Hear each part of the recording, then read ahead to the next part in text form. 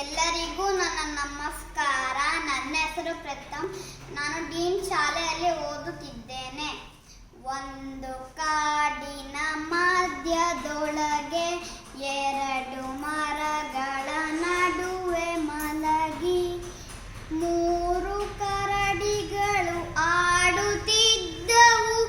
ನಾಲ್ಕು ಮರಿಗಳ ಸೇರಿಸಿ 5 ಜನರ ಬೇಟೆಗಾರರು 6 ಬಲೆಗಳ ಬೀಸಿ ತಂದು 7 ಕರಡಿಗಳ ಹಿಡಿದು ನೋಡದೆ 8 ಹಿಡಿದೆವು ಎಂದರು.